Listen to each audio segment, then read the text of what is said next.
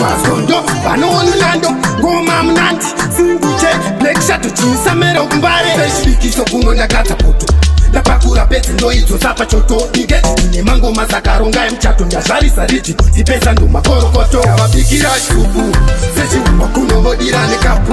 bawu hands shishi no bi chinapitapi sure yanji tuki sokorota fruti baji supu sechi wakuno vodira ni kapu bawu hands shishi no bi chinapitapi sure yanji tuki anje zingu oshunga angu mahombe matapitapi kurambira mukachunge nduwene piti koti kumeta ndichisangalaisa piti pai piti ndozochishipa nini varava hiti pai hiti baba ya musika kandikata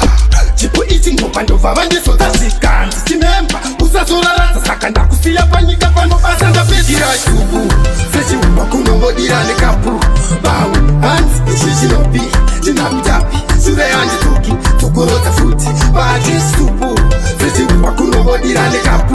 bawu hanzi ichichinopi chinapitapi shure yanjituki hande zingu vosyumba panduruse vakarima kofu iri ndiro ngoma chachambisa pofu atumashona kwete sotiso mutofo vamwe vashimba moyo vakuda dzimadoko chinzoka kuchovaka nemusiyano vamisti danzo namapiano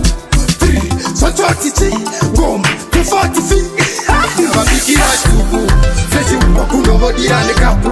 bawu hanzi ishishinopi chinapitapi shure yanjituki tokorodza futi bati supu sechiumba kunovodira nekapu bawu hanzi ishishinopi chinapitapi shure yanjituki hande zingu vaosumba ningi nezibigi hati handisi ndimba ndakasimbira mukati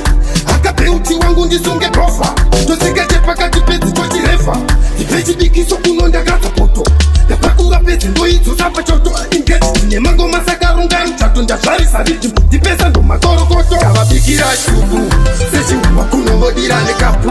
bawu hanzi ishishinopi chinapitapi shure yanjituki tokorodza futi bati supu sechiumba kunovodira nekapu